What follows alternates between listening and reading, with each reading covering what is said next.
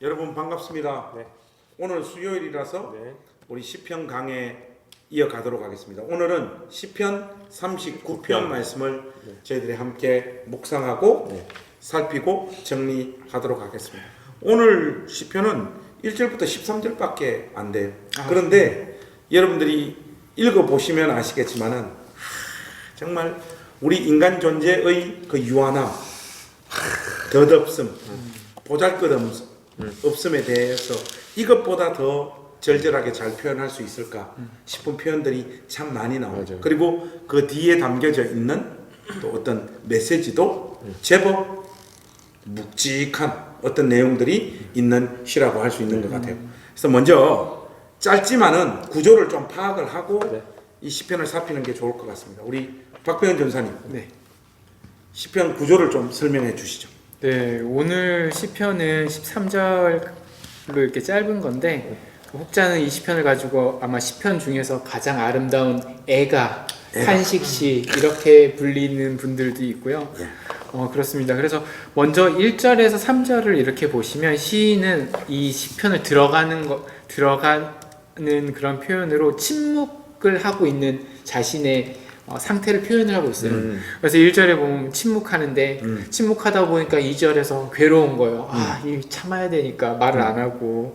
그러니까 3절에서 너무나 참다 하니까 괴로워서 말을 한마디 하고 싶은 거예요. 이게 1절, 3절까지 이렇게 침묵. 요게 이제 1절부터 3절이 서론이라는 거죠. 그렇죠. 그런데 우리 전사님 설명해 주시는 것은 좋아요. 네. 좋은데 지금 다윗이 왜 이런 심적인 상태, 왜 이런 반응들로 지금 빠져들고 있는 거예요? 이 지금 도대체 어떤 상황이에요? 오 목사님 지금 어떤 상황이어서 지금 이런 사실 이제 뭐 사람과 관련된 또 정확한 정황이 배경이 나타나 있진 않아요. 그런데 이제 이 시의 전체적인 분위기나 13절에 건강에 대한 언급을 하는 걸 보니까 다윗이 노년에 병이 들어 있거나 뭐 죽을 병 또는 죽을 수도 있는 병 이런 병 중에 이런 이제 고백들을 하고 있는 상태. 그러니까 뭐 인생을 많이 지났기 때문에 이런 아프고 어려운 중에 주변 사람들한테 말을 실수하거나 하나님한테 원망하거나 하면 안 된다는 거 너무 잘 알아요. 입 꾹 닫고 있다가 속이 열불이 나고 분노가 올라오고 답답하고 그러니까 작은 소리로 주님 앞에 지금 아르지 않고는 견딜 수 없는 그 말은 이제 육신의 병이 들은 상태. 거기에다가 사람들과의 어떤 관계 속에서도 그렇죠. 자기가 뭐 말을 해봐야 그게 옳은 말이든 변명의 말이든 맞습니다. 말을 해봐야 그 상황을 더 악화시키거나 힘들게 만드는 어떤 상황 가운데 또 간다는 거. 심적인 상태는 내몰려 있고 몸은 몸대로 지쳐 있는 그런 상황 속에서 지금 토해놓고 있는. 맞아요. 좋습니다. 이런 배경하에서 1절과 3절이 서론의 성격을 띈다는 거죠. 좋습니다. 그 다음 구조 계속해서 설명을 좀 해주십시오. 그래서 이제 말을 딱 시작하는데 어떤 말을 하냐 딱 보니까 4절에 딱 나와요. 뭐라고 되어 있냐면 4절에 내 어떤 남은 날들을 알게 하시고 내가 얼마까지 살 수 있는지 그리고 또 내 인생이 왜 살아야 되는지 이런 날을 주님이 나한테 말 좀 해주십시오. 이런 얘기를 해요. 그러면서 이제 그러면서 5절, 6절까지 4절에서 6절까지인데 덧없는 우리 일반적인 보편적인 삶의 인생의 어떤 탄식을 하고 있어요. 허무함에 대한 탄식을 하고 있어요. 4절부터 6절이 자, 우리 인생이란 사람의 삶이란 참 보잘것없구나, 참 덧없는 것이다 라고 하는 깊은 탄식의 어떤 고백들 그걸 지금 쏟아놓고 있는 것이 4절부터 6절까지 좋습니다. 그 다음 그래서 이제 1절에서 6절은 어떤 답답함과 이런 게 나왔다고 한다면 7절을 기점으로 이 시편의 어떤 전환점이 이루어집니다. 그러니까 이게 아주 제일 이 시의 어떤 중심이 되는 맞습니다. 중요한 그 구절이 7절입니다. 왜 마틴 로이드 존스가 그 로마서 강해 보면 1장부터 강해한 줄 알지? 안 그래? 3장부터 3장 21절 거기서부터 로마서 강해를 해요. 왜 거기서부터 하는가 하면 편이 그러나 이제는 but now 그게 제목도 위대한 전환점. 이게 그러나 이제는 그리스도 예수 안에서 결코 정죄함이 없는 그 어떤 복음에 대해서 쫙 설명을 하거든요. 이것도 마찬가지. 1절부터 6절까지 딱 보면 이거 뭐 살아보이 뭐 하겠노? 하는 이런 뭐 어떤 허무함이 확 굉장히 짙게 표현되어졌는데 맞습니다. 7절에 와서 네. 그 반전, 네. 그 어떤 전환점이 이루어진다. 네, 네. 지금 그 말씀이죠. 네, 맞습니다. 그런 의미에서 7절이 중요하다. 네. 7절 한번 제가 읽어보면 주여 이제 내가 무엇을 바라리요? 나의 소망은 주께 있나이다. 네. 이게 젊을 때는 잘 안 돼. 맞아요. 젊을 때는 주여 내가 바라는 게 이거고 막 저거고 이거고 저거고 좀 있으면 이것도 좀 해주시고 저것도 좀 이것만은 좀 그런데 그 젊은 날에 그런 어떤 기도들이 다 부정적인 게 아니에요. 그렇죠. 그런 과정과 경로를 거치지 않고서는 이 고백이 이런 안 지점에 나오죠. 올 수가 없어요. 또 하나님께서 우리의 어떤 그 욕망에 기초한 이런저런 탄식과 기도 가운데 하나님께서 그것도 다 들어주시느냐? 안 들어줘. 안 들어주면서 우리로 하여금 하나님은 누구신지, 기도가 무엇인지, 인생은 무엇인지 깨닫게 하시는 것입니다. 네, 맞습니다. 근데 결국은 이 7절에 와서 주여 이제 내가 무엇을 바라리요?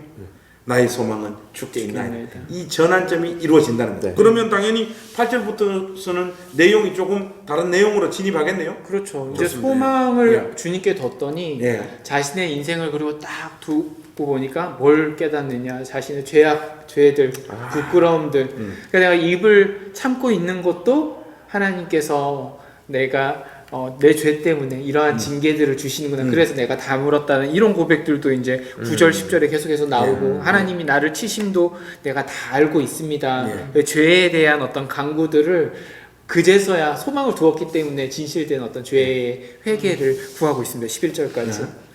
그리고 나서 12절에서 13절은 이제 회개를 했으니까 소망도 두고 회개를 했으니까 회복에 대한 기도를 마지막에 이렇게 기도를 하면서 12절 13절에 이렇게 딱 끝내요. 그러면서 이제 굉장히 귀한 고백 7절과 함께 가장 또 중요한 대목 중에 하나인 12절 마지막 부분에 자신이 주와 함께 있는 나그네이며 내 삶이 이 세상에 살아가는 것이 나그네의 삶입니다라고 이런 고백들을 딱 아마도 노년에 이 고백들을 하지 않나라고 많은 학자들이 보고 있거든요. 인생을 쭉 보니까 나그네이구나라고 이렇게 얘기를 합니다. 그러면서 자신의 어떤 모습을 회복해 주기를 바라면서 13절 이렇게 그 말씀을 12절에 있는 그 자기의 정체성을 나그네다 그렇게 표현하고 있는데 그것도 좋은 표현인데 그 앞에 있는 수식하는 표현이 참 좋아요. 나는 주와 함께 있는 나그네.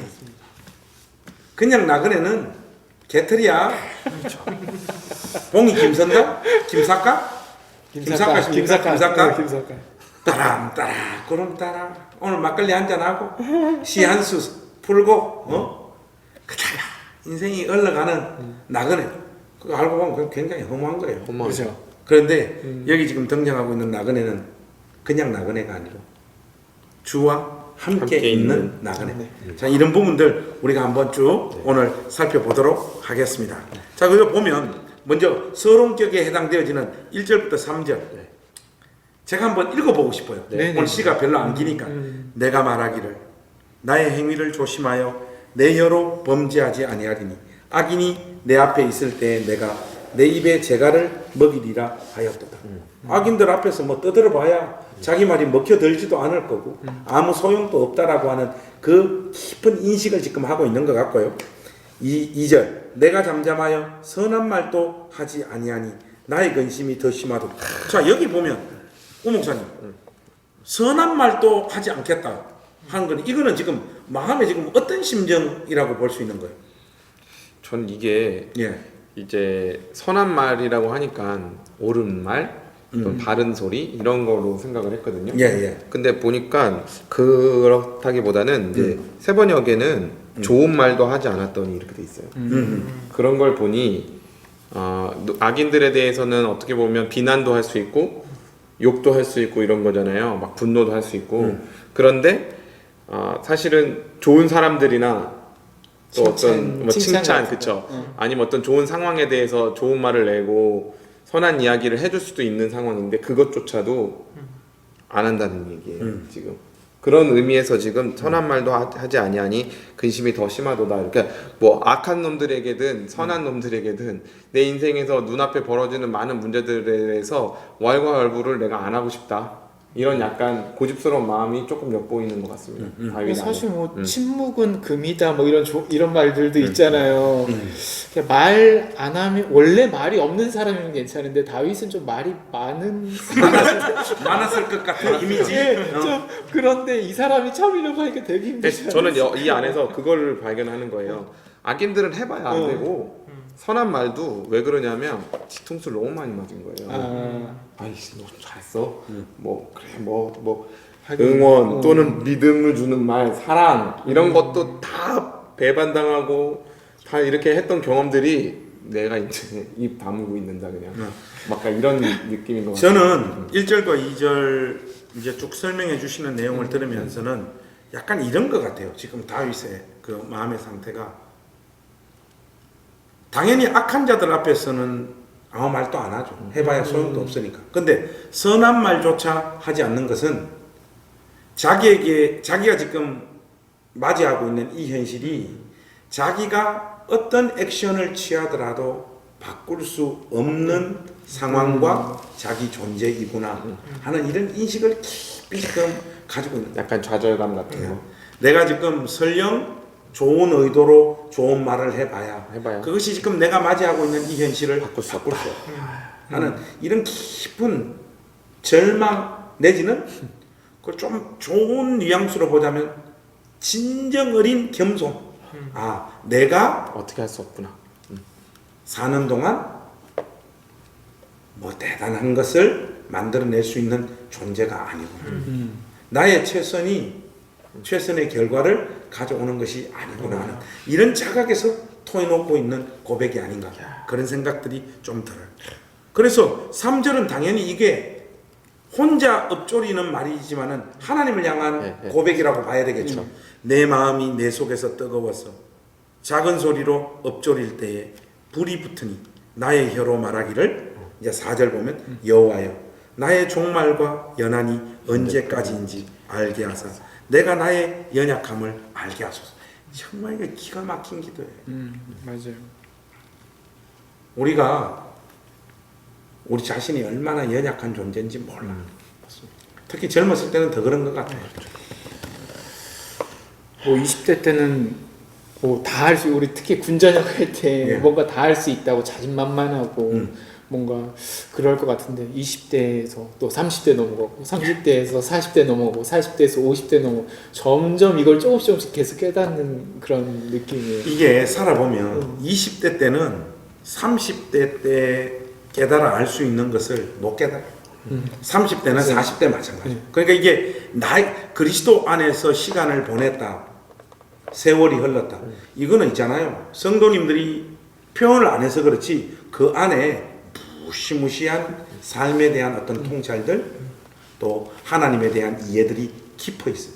우리가 이게 사역자라고 매주 강단에 서서 뭐 말씀도 전하고 가르치고 하지만은 우리의 그 나이를 항상 우리가 좀 고려를 할 필요가 있어요. 그 교회 안에서 어른들을 무시해서는 안 돼요. 아무것도 지금 못하는 상황에 돼 있다. 또 뭐 이렇게 봤을 때 뭐 교회에 별로 도움이 안 되는 듯한 사람들 있잖아요. 뭐 헌금을 많이 하는 것도 아니고 봉사도 많이 하는 것도 아니고 하는 분들 그냥 자리를 지키시는 이런 분들도 그 안에 담고 있는 하나님의 세계, 인생을 이해하는 어떤 깊이 이런 것들이 남다른 거예요.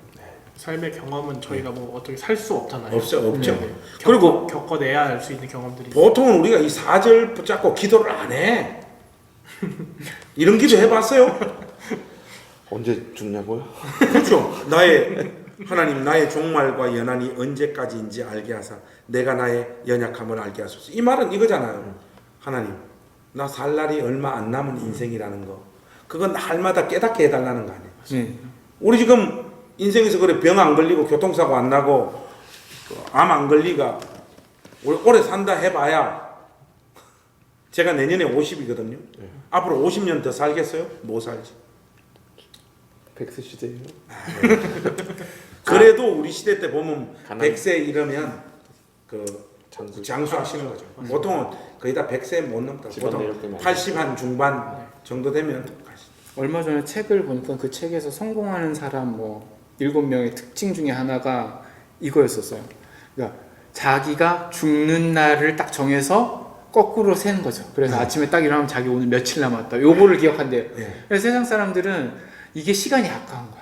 그러니까 아마 요런 기도를 했는데 다른 점은 다윗은 나의 날수가 얼마나 남았는지 알고 나의 연약함을 알게 하소서라고 기도했으면 세상 사람들은 나의 날수를 알고 싶어 하는데 왜냐? 인생 얼마 안 남았으니까 더 열심히 살아야 되는 거예요.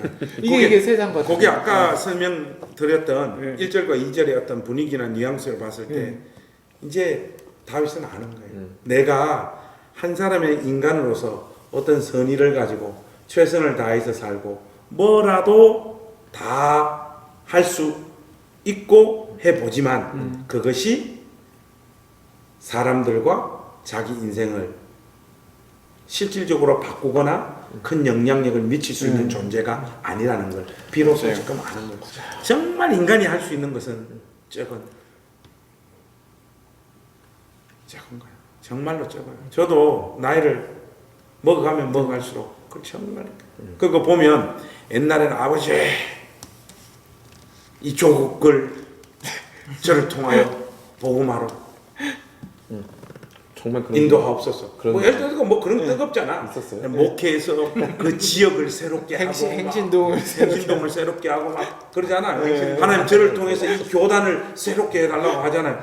요즘 뭐 기도하는가 하면 아버지 지어지리한테 좋은 아빠로 살고 죽게 해주시고 이런다고. 근데 여기서 나이 더 먹으면 이제 그 정도도 아니야. 아버지요. 죽었을 때 발이 안 뜨겁고 주의 얼굴 보기를 원하나이다. 이 자기의 죄악, 자기의 연약함 아무것도 아닌 먼지밖에 아닌 그런 존재로서 하나님 앞에 서 있음을 깨닫는 거예요. 그러니까 이게 성화의 신비가 예. 시간이 지날수록 죄가 사라져서 점점 더 거룩해지는 거라고 예. 보통 생각하잖아요. 예.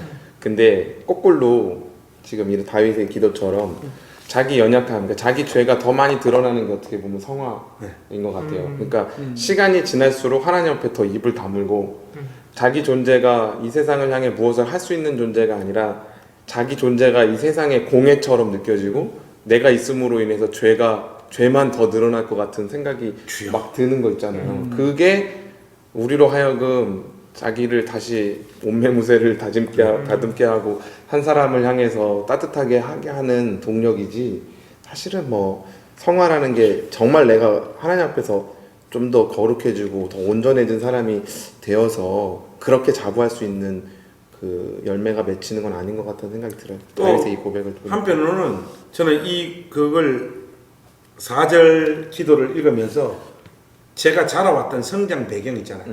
그것으로 인해서 하나님 앞에 감사하는 마음도 좀 있어요. 그게 뭔 말인가 하면 이런 거예요. 이제 우리 뭐 같이 한 공간에서 매일매일 보고 같이 사역하고 이래서 저라고 하는 존재가 어떤 인간인가를 이제 우리 사역자들이 잘 알잖아요. 제가 사역자로서 가지고 있는 어떤 자세들 중에 제법 긍정적인 게 뭔가 하면 부정적이라는 거. 나 자신에 대해서 긍정적인 게 부정적인 나 자신에 대해서 부정적이라는 거. 이게 성장 과정 속에서 형성돼요. 매일 뭐 안 굴겨 되니까. 맞고 뭐 엮이는 과정 속에서 잘하고 하는 것마다 안 되고 또 내가 의욕적으로 뭘 하려고 해봐야 그것을 받쳐줄 수 있는 집안 환경도 안 되고 이런 경험들이 계속 쌓여 있다 보니까 지금 교회를 개척해서 뭐 우리 행정교회가 자립하고 이렇게 성장하는 이런 과정 속에서도 저 마음에는 뭐가 있는가 하면 안 돼. 안 돼. 이거 한 방에 다 날라가. 어떤 순간에. 그리고 막 이제 사람들도 찾아오고 뭐 자꾸 저한테 이렇게 바람을 넣잖아요. 이렇게 뽐뿌를 넣어요. 해도 저는 비교적 안 들어가. 안 넘어가. 아이고 인간아. 별로 그 영향 안 미쳐요. 왜냐하면 안 돼. 안 돼. 굉장히 절대 비관정신 비관정신. 이런 것들이 많아요. 그러니까 이제 좀 이런 부분에 있어서는 하나님 자식 저 진짜 아무것도 아닙니다 하는 이런 것들이 저는 형식적인 고백에서 나오는 말들은 아니었어요. 왜냐하면 그게 겸손의 고백이 아니라 저의 삶의 현실이었기 때문에 하나님 내 손 한 번만 좀 잡아주시면 안 됩니까? 할 때 잘 안 잡아줘 하는 하나님께로부터도 좌절받은 그 10년 가운데서 현실을 막 매섭게 두들겨 맞아야 되는 그런 경험들이 많다 보니까 약간 뭐가 이렇게 업이 되는 이런 것들이 별로 없어요. 좋네요. 별로 없어요. 그러니까 지나온 인생의 여정 속에서 하나님 나를 그런 환경 속에서 지나게 하신 것도 참 감사하다. 왜냐하면 하니까 다윗이 올리는 이 기도가 저의 어떤 평상시의 기도의 어떤 칼라로 좀 이렇게 많이 담겨져 있는 듯하게 느껴져서 그 말씀을 드리는 거예요. 그래서 5절도 보면 주께서 나의 날을 한 뼘 길이만큼 되게 하시며 정말 짧다 이 말이죠. 이게요 한 뼘이 우리가 이렇게 하면 요 정도? 이 네. 정도라고 하는데 사실 이게 한 뼘이라는 단위가 이스라엘에서 측량하는 가장 작은 단위로 표현한대요. 그러니까 사실 이게 아니라 아마 또 요렇지 않을까. 우리는 뭐 우리로 하면 뭐 1cm, 뭐 1mm 네, 뭐 이런 뭐 거. 오늘은 그냥 자기 비하하는 날이야. 맞아요. 오늘 뭐 장난 아닙니다 그래서 이거. 나의 일생이 주 앞에는 없는 것 같사. 우리가 하나님을 위해서 제가 이것도 했습니다. 하나님을 위해서 내 인생을 이렇게 드렸습니다. 뭐 이렇게 이야기를 하지만 살면서 우리가 주님을 위해서 뭐 했어? 다른 사람을 위해서 뭐 그렇게 대단한 거 했냐? 이게 인류의 출현과 또 종말의 그 긴 과정 속에 보자면 우리는 점 하나 찍고 가는 거잖아요. 그 점도 뭐 제법 굵은 점이 있잖아요. 빌리그레암 좀 굵은 점이야. 매직으로 찍혀. 매직으로 우리는 샤프야. 샤프로 찍은 점. 그 힘이 없어. 찍었는데 안 나와. 우리 목사 자국만 단목님이니까 0.7mm. 제 0.7mm, 0.5mm, 0.4mm, 0.1mm. 그 0.5mm가 0.1mm 샤프신 보고 어디 나한테 덤벼 이러고 있는 거예요. 링크 없어. 내가 볼 때는. 보이지도 않는. 그러니까. 그 주 앞에 없는 것 같다. 나의 일생이 주 앞에 없는 것 같다. 사람은 그가 든든히 서 있는 때에도 진실로 모두가 허사뿐이니. 지 인생에서 지가 제일 잘 나간 전성기 때, 힘 있을 때, 능력 있을 때도 하나님 앞에서 그 모든 것들이 알고 보면 허사뿐이다. 이 너무 비하하는 것 같아도 이게 지금 하나님 앞에서 진실한. 서 있는 인간의 모습을 자각하고 깨달을 때는 이 고백이 터져 나올 수밖에 없어요. 이 허사도요 뜻이 단 한 번의 숨결이래요. 한낱 그게 느낌. 한낱 아무리 성공해도. 그래서 6절 이어지는 내용입니다. 진실로 각 사람은 그림자같이 다니고 헛된 일로 소란하며 이게 우리 인생이 보면 하나님 없는 그 중심에는 분주하게 살아요. 열심히 살아요.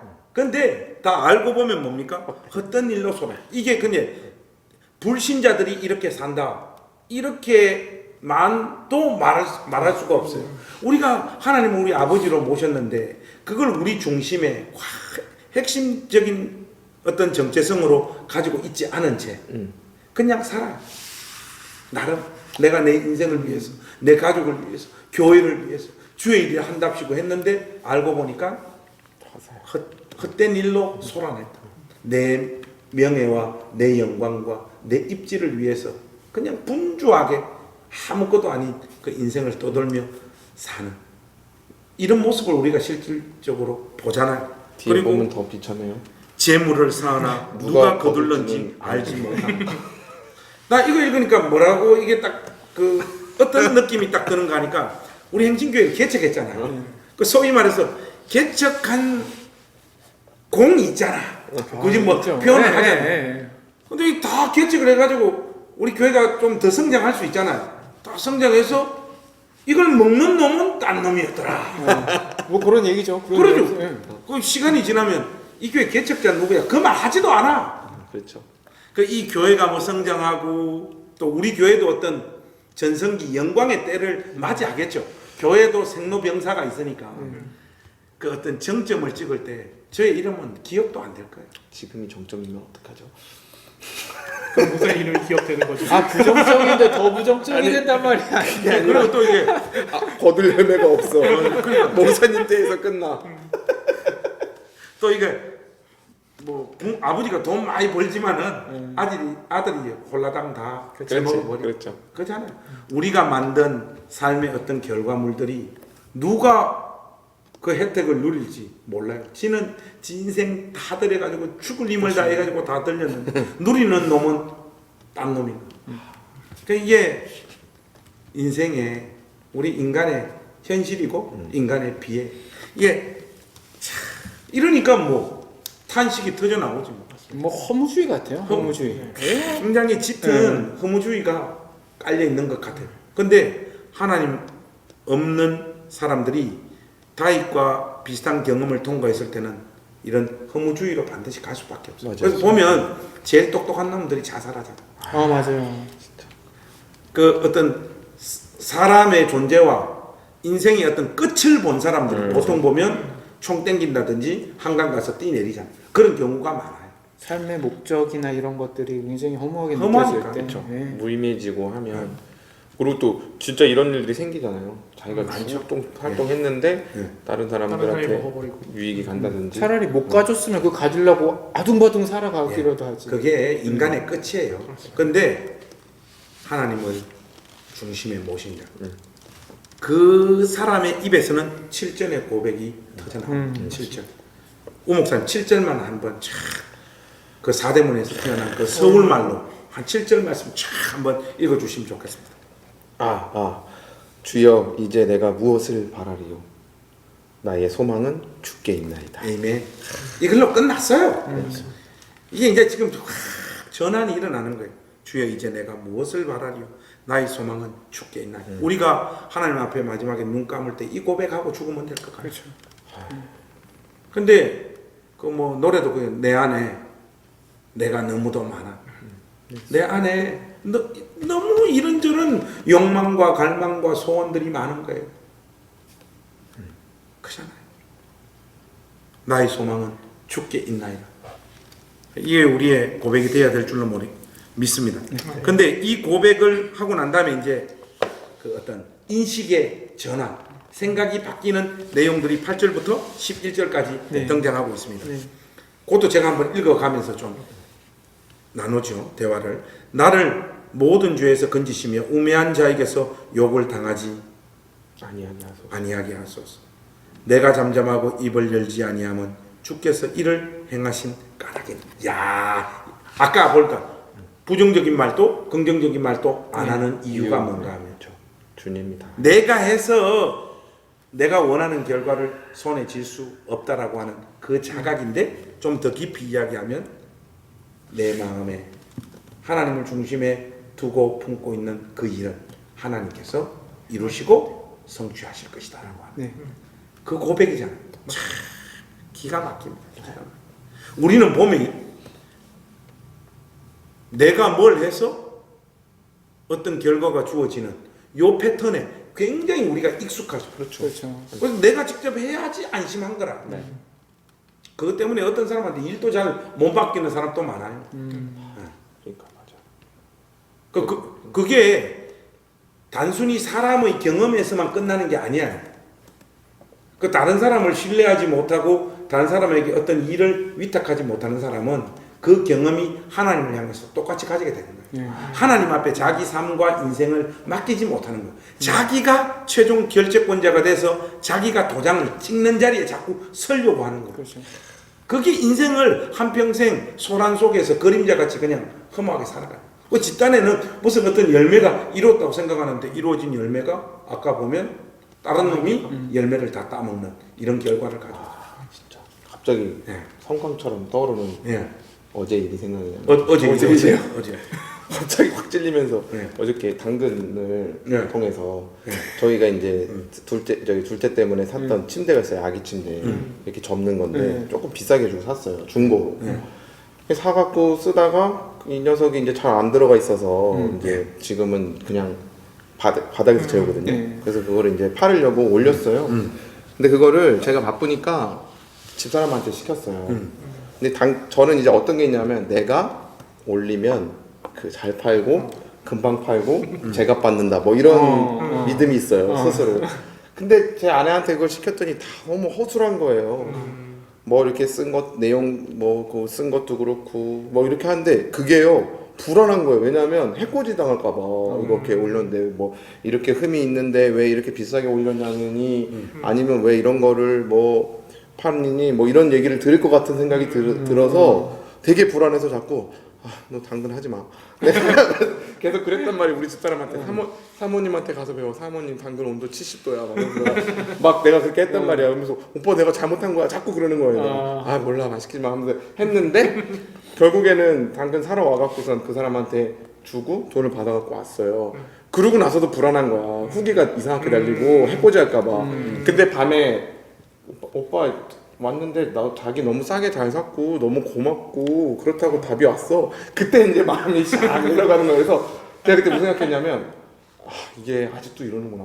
내가 완벽주의. 뭘 해야 되고 내 눈에서 봐야 되고 내가 뭔 프로세스를 하지 않으면 불안해하고 답답해하는 이 심정이 너무 강한 거예요. 아직도 이러니 아직 덜 됐다 이제 이 생각이. 하나님 앞에 인생을 못 맡겨요. 그러니까요. 어떻게 인생을 맡기겠어요. 자기가 자기 인생 다 꾸리고 가려고 하지. 그러니까 우리 인생이 능하신 하나님 손 안에 있다. 이것만 생각해도 불면증 사라져. 그러니까. 그래서 저희 이런 고백들이 저희가 다 하잖아요. 기도할 때도 우리 뭐 하기도 하고 이 모르는 사람 어디 있겠습니까? 근데 다윗이 정말 그 노년이라고 이제 여겨지잖아요. 이 시편을 쓴 게 노년에 와서 딱 이 깨달음을 이때 딱 한 게 진심이 아니었을까라는 생각이 들 정도로 딱 이 상황이 가봐야 사람이 이렇게 깨지고 부서지고 아프고 해봐야 소망을 하나님께 정말 둘 수 있는 이 시점이 올 것 같아요. 제가 생각할 때는 아마 다윗이 그러지 않았을까. 또 다윗의 기도를 한번 들어봅시다. 주의 징벌을 나에게서 옮기소서. 주의 손이 치심으로 내가 쇠망하였나이다. 주께서 죄악을 책망하사 사람을 징계하실 때 여기 보면 하나님께서 책망하시고 사람을 징계하실 때 그 내용이 뭔가가 나와요. 한번 봅시다. 그 영화를 좀먹은 같이 소멸하게 하시니 참으로 인생이란 모두 헛될 뿐이니이다. 여기서 영화 이러니까 사람들이 뭐지 하죠. 영어로 보니까 What is precious to us? 우리에게 소중한 것들이 좀 먹는 것처럼 사라지게 만들어 버린다는 거예요. 우리 인생의 가장 소중한 것들이 아까 저는 그 말씀 위에 있는 말씀하고 좀 이렇게 연결이 되어져요. 그게 뭔가 하면 그림자처럼 살고 분주하게 사는 거예요. 그러면서 하나님께서 우리 가운데 주셨던 소중한 것들 이거 그냥 인생 안에서 의미 없게 그냥 시간을 다 보내버리는 거죠. 그게 하나님 우리를 책망하시고 벌 주시는 거예요. 그러니까 하나님 손 안에 있고 하나님이 우리 인생을 주장하신다라고 하는 이 분명한 아이덴티티가 있는 사람만이 자기 인생을 제대로 살 수 있는 거죠.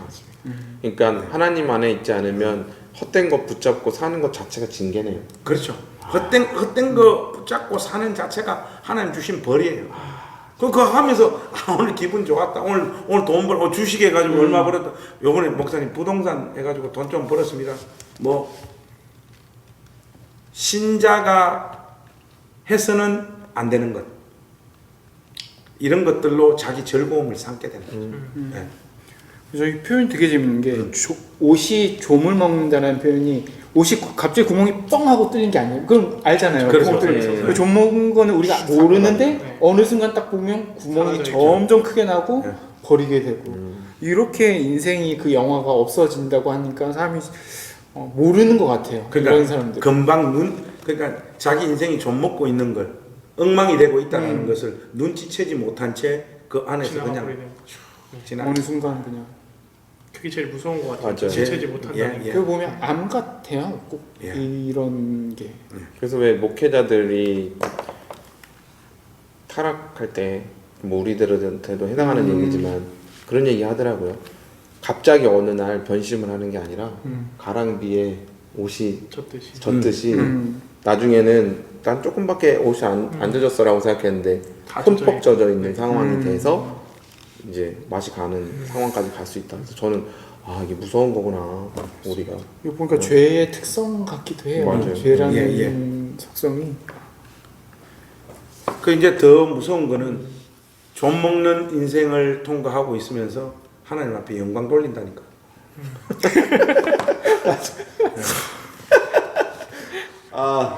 자기의 가장 하나님 앞에서 소중한 것들이 좀 먹고 있는데 인생 원하는 대로 잘 갔거든. 성취가 즐겁거든.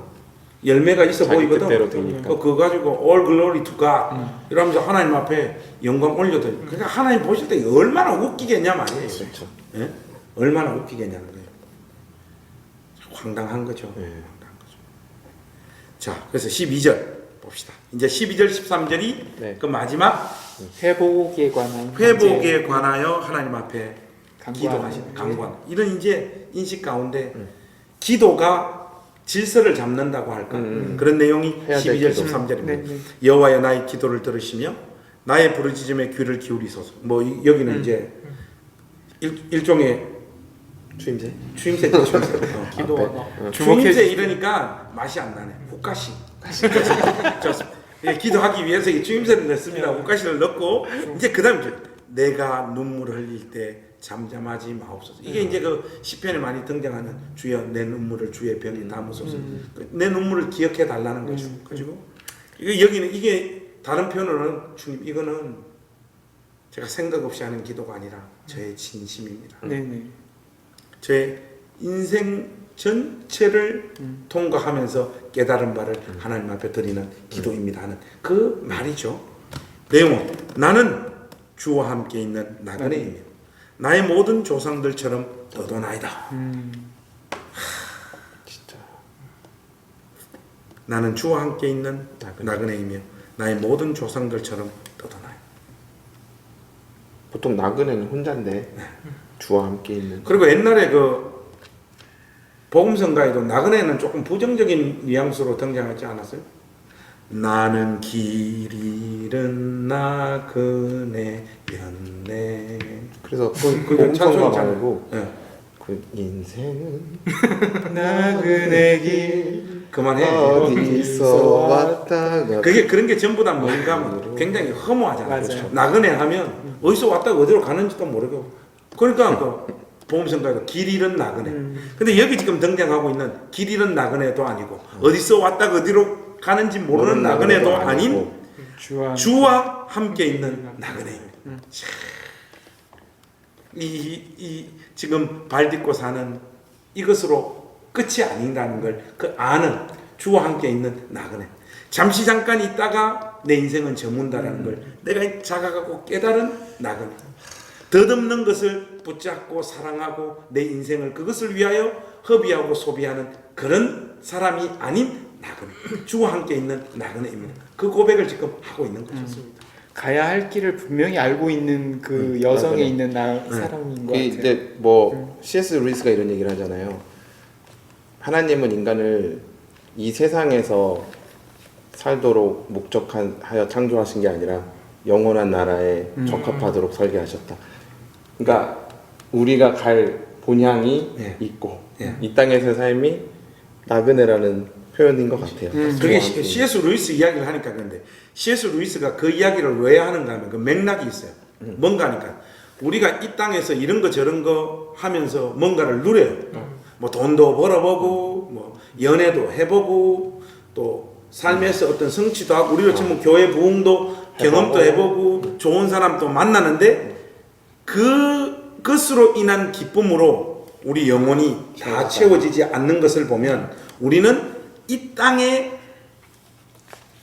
땅을 위하여 지음받은 존재가 아니라 이 갈망이 채워질 하늘을 위해 존재하는 그것을 위해서 이 땅에서 사는 존재이다 라고 하는 차원에서 그게 나왔죠. 맞아요. 요 딱 11, 예. 12절 딱 그 예. 얘기하는 내용. 그러니까 우리 안에 있는 이 갈망들을 보면 우리는 이 땅의 것으로 만족할 수 있는 존재가 아니라 저는 여기 12절 예. 말씀 보면서 찬양이 하나 생각났었어요. 예. 유상열 씨 찬양 중에 나의 귀한 자라는 찬양이 있거든요. 나의 귀한 자. 네네. 찬양 많이 그 한다. 찬양의 배경이 되게 좀 유명한 이야기인데 그런 거예요. 자기가 인생을 살면서 자신의 삶을 돌아봤더니 자신이 잘 되고 행복할 때는, 그러니까 삶의 평생에 하나님께서 늘 함께 하셨는데 행복할 때는 항상 하나님이 함께 계셔서 지나온 발자취를 보게 되면 항상 발걸음이 2개가 남았었다는 거예요.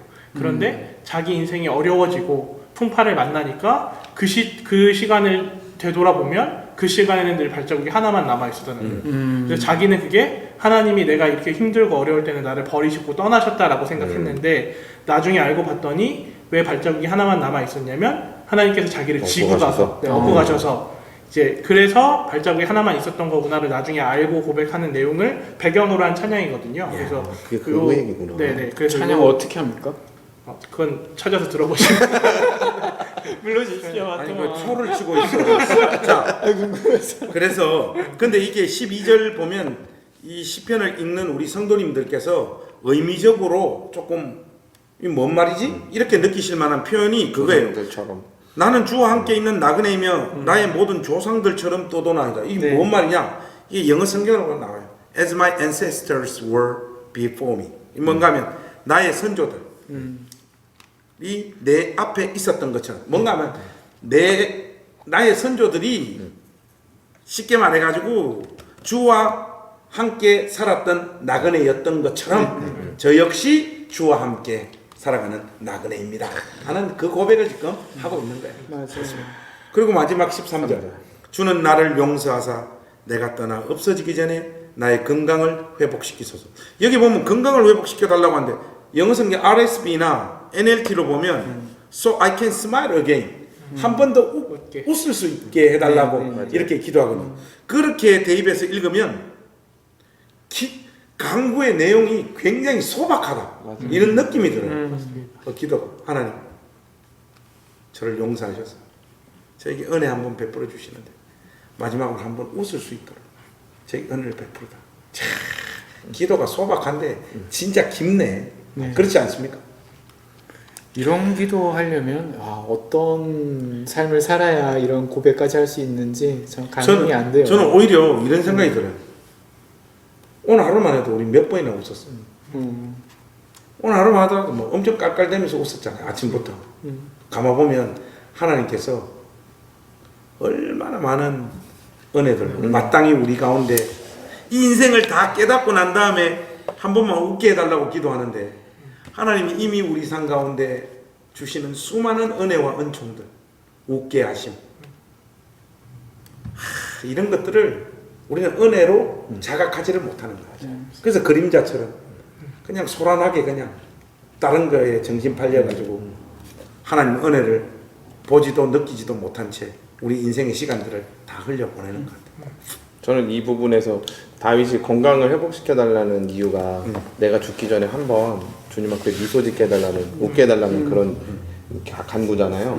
이 안에 다윗이 자기에게 닥쳐있는 고통과 병마, 어떤 질병이라는 그리고 죽음이라는 궁극적으로는 그것을 점점 받아들이고 맞이하는 아주 좋은 태도인 것 같아요. 어떻게 보면 신자들도 질병을 얻거나 또 죽게 되거나 이랬을 때 다윗이 초반에 1절에 3절에서 보였던 것 같은 반응들 많이 하잖아. 이를 악물고 막 억울하고 분노하고 막 분통 터지고 이렇게 하면서 진짜 안타깝지만 죽을 때도 얼굴을 막 다 오만상을 찌푸리고 돌아가시는 분들도 있고 이제 죽을 때가 되어서 다윗과 같이 정말 흔한 얼굴로 마치 스데반 주님 얼굴 본 것처럼 그런 상황에서 웃으면서 돌아가시는 분들도 있잖아요, 병중에서. 그것이 정말 참된 신앙이 줄 수 있는 엄청난 유익인 것 같아요. 그래서 그 부분을 보면서 이게 지금 다윗이 처음에 시편 요 1절에서 13절이라는 짧은 절 안에서 죽음을 받아들여가는 과정이 쫙 나타나 있고 그것 안에서 하나님의 은총과 섭리와 이런 것들을 발견하며 마지막에 주님 앞에 나 한번 웃고 가게 해달라고 하는 이 약간 해악 같은 그런 느낌이 들면서 굉장히 깊은 여운을 남기는 것 같습니다. 마지막 절에. 오늘 이 시편 39편이 참 저는 이때까지 그 강해했던 시편 중에 탑3 최고 은혜가 돼요. 기도의 내용들이. 네. 우리 성도님들도 저희들 설명이 좀 은혜가 됐으면 좋겠어요. 그래서 댓글이 좀 많이 달렸습니다.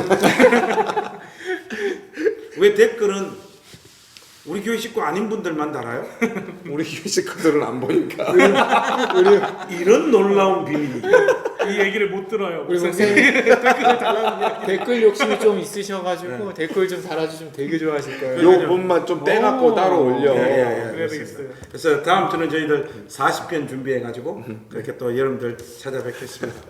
평안하시고 또 다음 주에 저희들 만나도록 하겠습니다. 안녕히 계십시오. 네, 감사합니다.